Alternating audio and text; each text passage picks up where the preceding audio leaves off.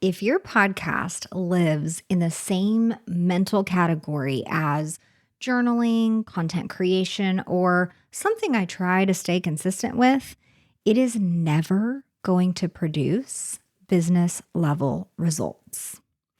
It might feel good. It might sound smart. You might even get compliments on it, but it will not reliably educate clients, filter prospects, shorten sales cycles, or generate measurable ROI when you treat it like a creative project. And that's not because podcasting doesn't work. It's because you're running it like a hobby instead of a business asset. Now, I know you've heard that phrasing or something similar before, but today's episode is going to really break that down and tell you what that means, the mistakes you might be making, and how to really truly turn your podcast into this business asset. Today's episode is not full of motivation and better inspiration for your show. We are talking about structure, systems, and CEO level decision making. By the end of this episode, you should be able to look at your podcast and answer clearly and confidently, what role does this show play in my business, and how do I know it's working? You're listening to Podcasting for Financial Professionals, the show where smart business owners learn how to use podcasting as a serious growth tool, not just another marketing experiment. I'm Virginia Elder, podcast strategist and founder of Podcast Abundance. Since 2019, I've helped professionals stop guessing with their podcast and instead build a show that increases their authority, expands reach, and generates leads for their business. If you've ever wondered whether your podcast is actually generating leads or if you're just kind of publishing episodes and hoping for the best, you're not alone. And the issue usually isn't the content. It's that no one ever showed you what to track. Your podcast builds authority, warms leads, expands your reach, and creates opportunities long before someone ever hires you. But if you're only watching download numbers, you're missing most of the ROI. That's why I created the Podcast ROI Metrics Tracker, a free tool that helps you track 50 plus non-traditional metrics so you can finally see what your podcast is really doing for your business. Grab it now at podcastabundance.com/ROI-tracker. All right, let's get into the episode. Most financial professionals don't fail at podcasting because they lack expertise. They fail because they stop at content. They focus on recording the episode, editing the episode, publishing the episode, and then they wonder why nothing else is really happening after that. No new conversations, no warmer prospects, no clearer attribution. This is the moment where podcasting quietly turns into a drain instead of an asset, because content without an operating system is just noise. And the hard truth is this: content creation is the smallest part of podcasting for business. Teeny tiny. The real leverage comes from what happens around the episode and especially after, not during it. When I audit podcasts, especially for experienced professionals, the biggest gap is almost never production quality, even though I know that's what the podcasting world stresses about, right? Like, do I have the best camera? How much is this microphone versus that one? You know, which one captures the best tone in my voice? That stuff is pennies, so minuscule, so minor compared to what really makes a show work. And that component that makes the show work is decision making. Business owners who get real results from podcasting don't ask what they should talk about this week. They ask, what decision do I want a listener to make after this episode? They ask, what belief needs to be shifted before someone's actually ready to work with us? They ask things like, where does this episode send someone next? Like the next step after the episode's over? And what can we do to make that step intentional? These are CEO level thoughts. You've got to stop thinking like a creator who needs ideas and who just wants to talk about this expertise that you have. And instead start thinking like an operator who designs pathways into your business strategically. Your podcast is no longer just content. It becomes infrastructure at that point. Here's a test I use constantly with clients. If your podcast disappeared tomorrow, could you clearly explain what business function it served? Could you identify which conversations would slow down, which opportunities would dry up, or which parts of your pipeline would most see the impact that your show disappeared? If you have no answers, or the answer is no to any of those questions, then your podcast is not yet an asset. Assets do three things. They serve a very specific purpose, they connect to other systems, and they produce signals or metrics that you can track over time. A podcast that functions as a true business asset educates clients before meetings ever happen. It filters out poor fit prospects before they ever book calls and waste your time. It warms up referrals so that conversations start at this high level of trust already, and you don't have that much extra work to do.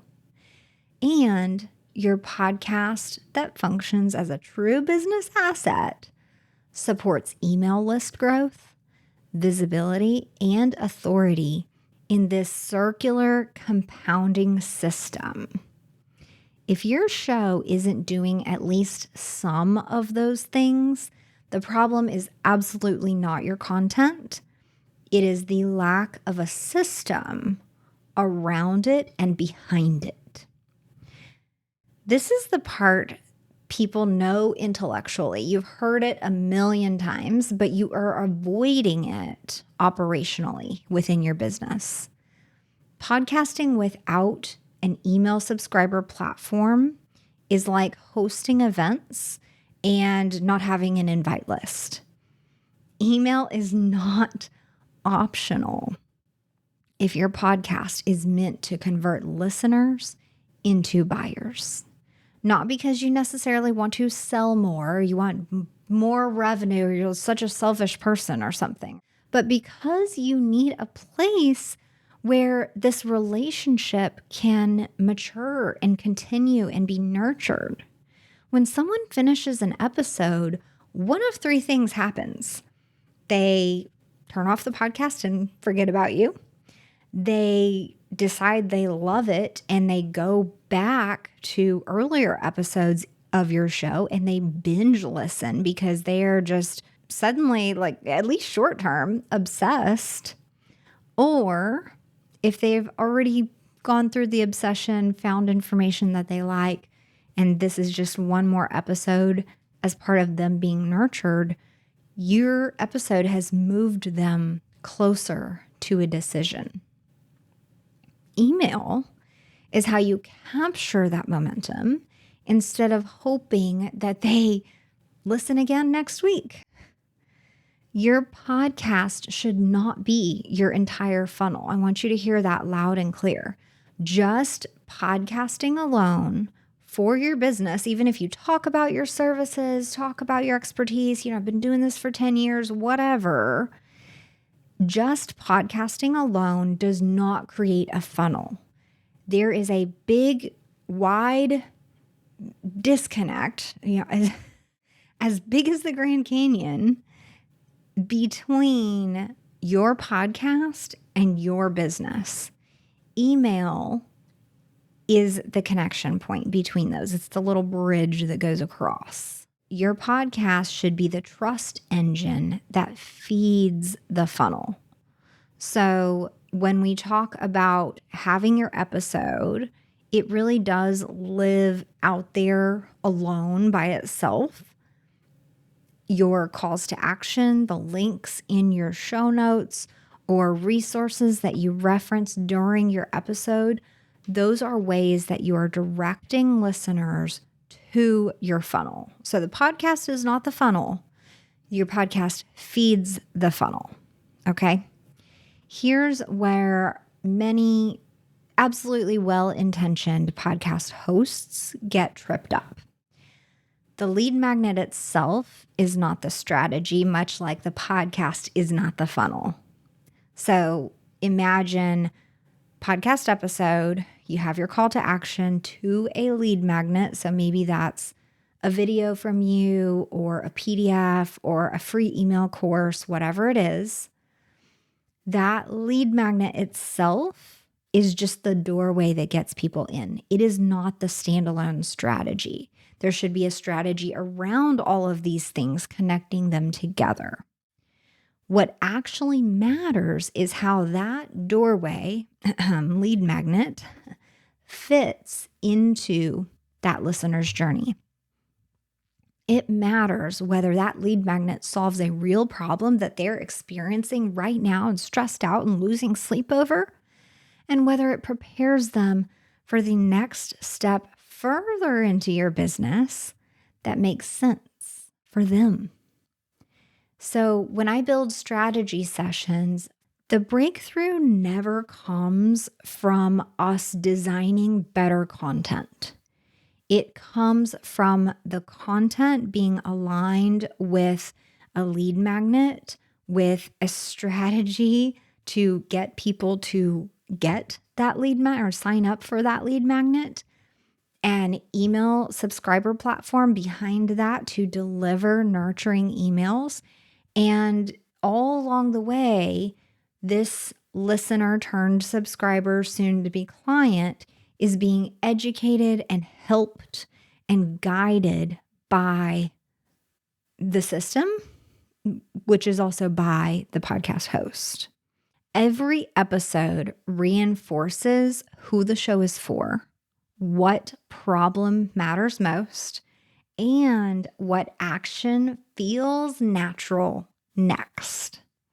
The call to action doesn't interrupt the episode. It completes it. It is a natural next step where if I found and loved this episode and want more, here's where I go. This is another hidden rule. Not every episode is meant to convert. Not every episode is meant to educate deeply. And not every episode, especially, is meant to grow downloads or attract new listeners. Some episodes intentionally need to exist to calm existing clients, to pre-answer objections that you've been hearing fairly often in your sales calls, to establish you as the authority specifically for people in their situation, to support referrals, to train your audience how to approach the problem that you solve and how to think, maybe like mindset shifts, really. When you expect every single episode to perform, whether that is new email subscribers, larger download numbers, sales off of the episode, You're creating pressure on yourself when you're thinking just about that performance piece. But when you assign roles to these episodes strategically, you're creating leverage. So again, creating the podcast as an asset and creating specific episodes to leverage that podcast as a whole to grow your business. This is how you move from random publishing and random topics and what am I going to talk about this week to intentional sequencing of episodes. The highest performing professional podcasts that I work with don't succeed just because the host is more charismatic or more creative or better looking or whatever. They succeed because the show is designed that way. Decisions are batched, not just the recording process, like everything along the podcasting process gets batched. Ideas are reused intentionally across formats. The host knows which episodes support growth, which ones deepen trust, which ones establish authority, going down the list. And success is measured by listener behavior, like how many downloaded the lead magnet, how much did the email list grow, what are the open rates of these email lists. We're talking link clicks, use of various tools that may be in your show notes showing the attribution links. And we're looking really truly at listener behavior and the traction we're getting from intentionally structured episodes, not vanity metrics like your YouTube subscriber number and how many followers or downloads, or this episode spiked this week because I had on this celebrity guest. No. The most successful personal finance shows do not rely on inspiration or motivation or celebrity guests or anything like that. They rely on systems. And sometimes it takes a while for the host to have the capacity to implement all of the systems I'm going to recommend. But in time, that's how we grow, right? Like this quarter, implement this thing. This quarter, change this other thing. One step at a time as we mature as podcast hosts, myself included. That is how we're going to grow and continue to tweak the podcast as a business asset. Now, let's talk about burnout for a minute. That is, yet another really, really common term that we hear in any content creation space. Now, burnout when it comes to podcasting does not happen because podcasting is hard. It's not hard to sit down behind a microphone and jabber, okay? Burnout happens in the podcasting space because there's no operating plan for the podcast. And that is often disguised by saying, I'm just frustrated with it, and I'm not getting clients from my show. Or I just feel like I should have more traction by now. Or I've been doing it for 4 months and I haven't gotten a client yet. Something similar to that phrasing. Maybe your phrase would be slightly different, but it's on the same page. So when your show depends on last minute recordings, you having the emotional energy today to be able to record, you needing to come up with your topic almost on the fly, or even not having a structure, like I said earlier, where some episodes are education, some are meant to attract new people, some calm existing clients, like maybe the stock market did something wild and you need to put out an episode that says like, hey folks, remember this is a long-term thing, like we're not going to panic. Right? Pre-answering objections, establishing authority, supporting referrals, all of these like intentional, purposeful episodes. So if you don't have that structure behind it, yes, that's where burnout shows up. The show itself is going to collapse the moment real life intervenes because you aren't going to record today when you have an episode that's due tomorrow, right? A real business asset survives sick days for yourself, sick kids, an assistant that didn't show up today, an assistant that gets fired, vacations, busy seasons, low motivation, just any quote unquote excuse to not record an episode because you're too stressed, too busy, overwhelmed, whatever it is. But any of those issues, your show will survive when there are systems and plans and batching behind it with the intention of it becoming a business asset. That's the standard for your podcast. Now, let's talk about some questions, or the question that you should really be asking yourself when it comes to your podcast. The real question is not, how do I make my podcast better? The question is, what job does this podcast do for my business? And how do I know it's doing that job? Once you can answer that, everything else becomes more clear.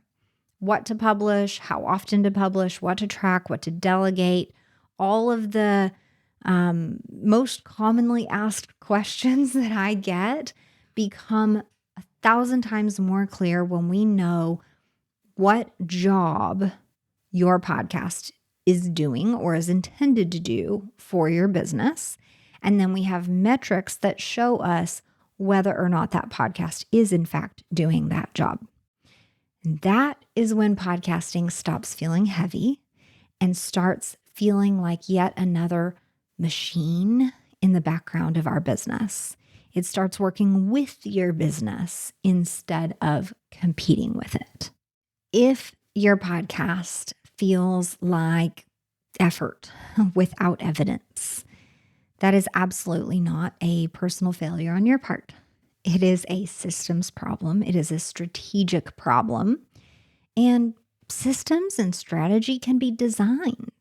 Podcasting works exceptionally well for financial professionals, not because it's trendy, but because it's building compounding trust with every single episode, but only when you run it like it's a long-term business asset.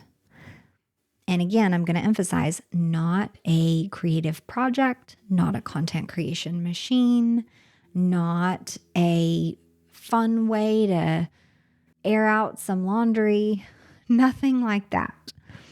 It has to be treated like a business asset, which maybe just in that you're feeling a little pressure because that makes you think, oh, well, then it has to look perfect. And no, again, it's not about the look. It's not about the mic or the camera or your positioning within your office or your boardroom. It is about the strategic, intentional creation of the systems around and behind, and especially after every podcast episode gets aired. If you want the next steps after this episode, the right move is not more content, in case that wasn't clear. The right move is going to be a strategic approach to your show. Our strategy sessions change everything for my clients, and I would love to do that with you too. Thanks for being here today. I look forward to hearing about the strategic moves you made as a result of this episode. Thanks for listening to this episode of Podcasting for Financial Professionals. Before you go, make sure you're actually measuring what your podcast is producing. Not by vibes, not by download spikes, but by the actual outcomes it's creating. Authority, visibility, and leads for your business. Your podcast is doing more than you think. You just need a way to see it. That's why I created the Podcast ROI Metrics Tracker, a free tool that helps you track the real return your podcasting for business is creating. From authority and visibility to leads and opportunities across many categories. Download it right now at podcastabundance.com/ROI-tracker.